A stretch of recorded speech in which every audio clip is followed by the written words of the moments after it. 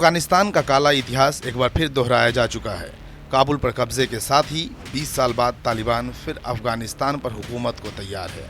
अशरफ गनी और उनके डिप्टी देश छोड़कर भाग चुके हैं।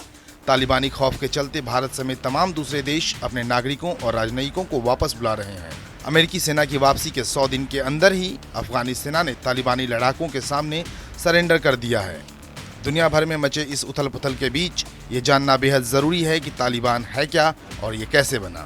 90 के दशक की शुरुआत में जब सोवियत यूनियन की आर्मी अफगानिस्तान से लौट रही थी, तब उत्तरी पाकिस्तान में तालिबान का उदय हो रहा था। तालिबान पश्तो जुबान का शब्द है, जिसका मतलब है छात्र जिनमें सीखने की इच्छा हो। माना जाता है कि पश्तो आंदोलन की शुरुआत पहले धार्मिक मदरसों में हुई, जहां सुन्नी इस्लाम की कट्टर मान्यताओं को ज़ोर शोर से प्रचारित किया जाता था। पहले तालिबानी नेता मुल्ला मोहम्मद उमर ने 50 लड़कों के साथ इस संगठन की शुरुआत की थी, जो देखते ही देखते कट्टरपंथियों का एक बड़ा कारवां बन गया। धीरे धीरे तालिबानी लड़ाके अफगानिस्तान के कबीलाई इलाकों में फैल गए। सोवियत आर्मी की वापसी के साथ ही तालिबान बेहद मजबूत बनकर उभरा। पहले कंधार और फिर काबुल पर कब्जे के साथ ही तालिबान ने अफगानिस्तान में तख्ता पलट कर दिया। साल 1998 में मुजाहिदीन नेता बुरहानुद्दीन रब्बानी को हटाकर तालिबानी सत्ता में आ गए। शुरुआत में तो अफगानिस्तान की आवाम ने इन्हें हाथों हाथ लिया, लेकिन कुछ ही समय बाद तालिबान की कट्टर नीतियों और फरमान से लोग तंग आ गए। सरेआम मौत की सज़ा, पंचायत लगाकर कोड़े मारना, टीवी और संगीत पर रोक, महिलाओं का बुर्का पहनना, पुरुषों को लंबी दाढ़ी रखना, 10 साल से बड़ी लड़कियों के स्कूल जाने पर रोक, ये ऐसी चीज़ें थी जिसने अफगानिस्तानी आवाम की ज़िंदगी नरक बना दी।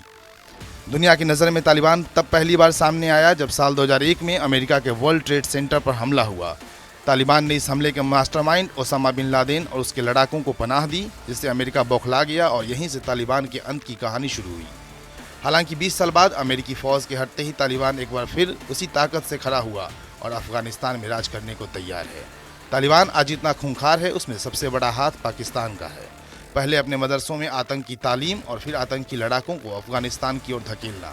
पाकिस्तान हर वक्त तालिबान के साथ रहा। तालिबानी फ़ौज के खड़ा होने के पीछे सऊदी अरब का भी बड़ा हाथ है। कहा जाता है कि तालिबान के लिए शुरुआती फंडिंग सऊदी अरब ने ही की थी। पाकिस्तान और सऊदी अरब के अलावा अफगानिस्तान में तालिबानी शासन को मान्यता देने वाला यूएई तीसरा देश था। फिक्र आपकी, सोमवार से शुक्रवार रात 9 बजे सिर्फ TV9 भारतवर्ष पर।